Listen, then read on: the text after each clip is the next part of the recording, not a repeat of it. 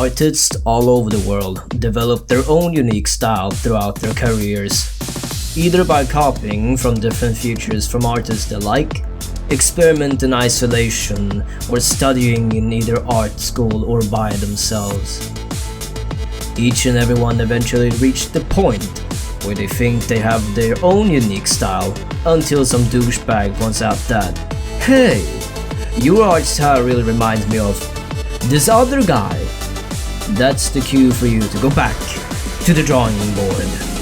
Alas, the race for reaching individuality is never ending, and sooner or later the weak gives up or takes a break while the strong continue to thrive, to continue the grind until their brain releases enough dopamine for them to continue their never-ending high. But why am I bringing this up? There's a special kind of community I'm targeting today. They don't care that their art styles are similar and spread out all over the internet.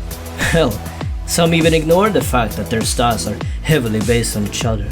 And before you screech that, everyone draws however they want, every style is unique, let me explain what I have to say first. Are you familiar with the Tumblr art style? Of course you are, but I will show you some examples anyways, so you can understand what I'm trying to aim at. There are many variations of this style. In fact, some aim for very sharp lines with stingy colors, while others want to be soft and pastel. It's often referred to as the color art style and the social justice warrior art style as well.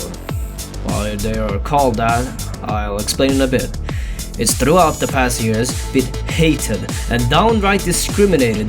This is not a hate video, mind you, but rather an analysis of why this name exists, why it's hated, and why it's so extremely spread out.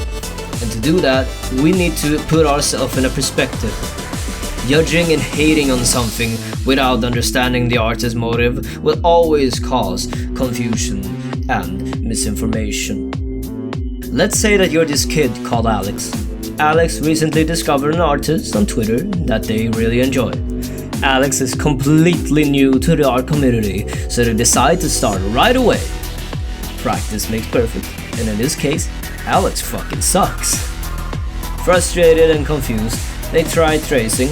It goes alright, but it doesn't really let Alex draw whatever they want.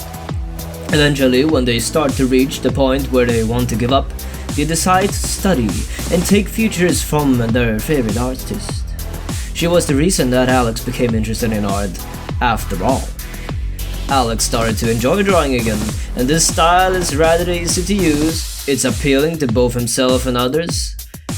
Alex didn't straight up copy their favorite artist's style, mind you, but it's very similar.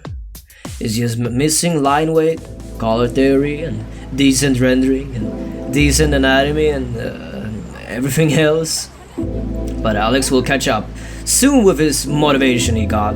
Eventually, they develop their own art style throughout the years and becomes a loved artist because of their fan comics of the new Steven Universe movie or something, I don't know. And it's inevitable that one of his followers have started their own journey in art and decided to use Alex's art style as a starting template, thus makes the cycle complete. It's not negative in any way, that's just how it works. And from what I gathered the 10 years I've been an artist, this voodoo magic goes in circles. Art styles are unique, but they have to start somewhere. Unfortunately, people fail to realize this and only look halfway on an artist's journey to individuality. They will always nag and complain about how they're copying someone's art, bash their methods, and call it a day.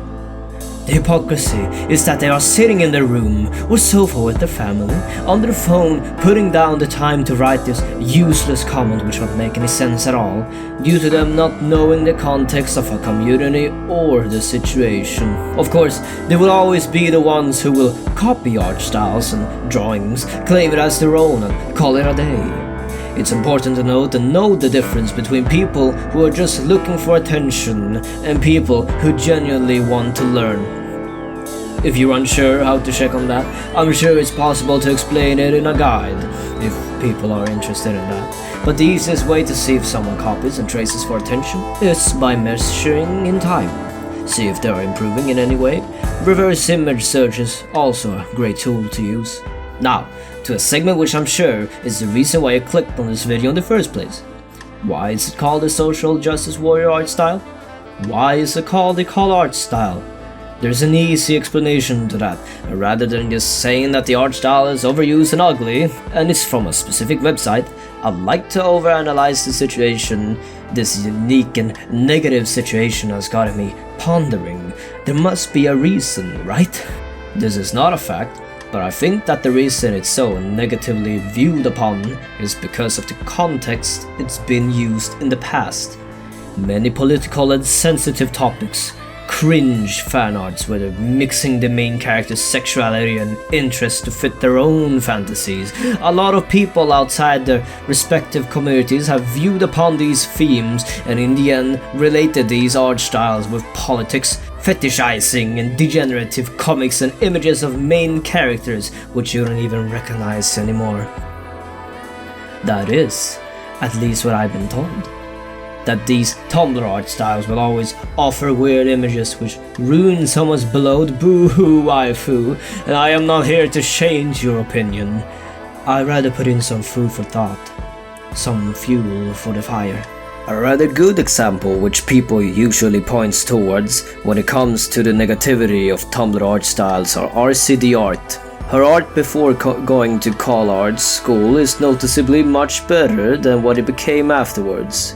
Her downfall would to be when people started to notice that she drew her trans versions of Captain America in specific ways, fetishizing transitions.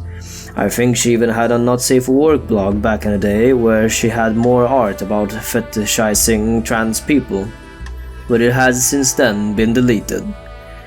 There was also racism involved, and it goes to show that a single rotten apple will butcher the rest of the bucket. Because of the scumbag's actions, an entire community will have to suffer for it. Another thing I forgot to mention is that the Tumblr art style is often playing on when it comes to race, bending force, LGBT, strange proportions like making characters oversized, weird anatomy and whatnot, self-harm, bandages, and other things I don't have experience to talk about. It's safe to say that the art style is the black sheep of the art community. In conclusion, what is the Tumblr art style?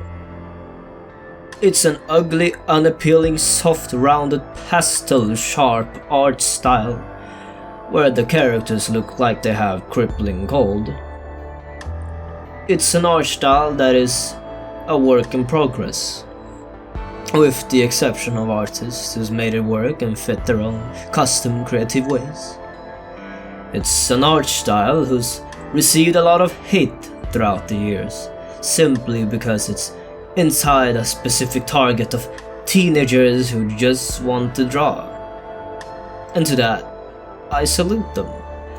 Not because they're putting up listening to others' shit, but because they're simply just enjoying doing their own thing.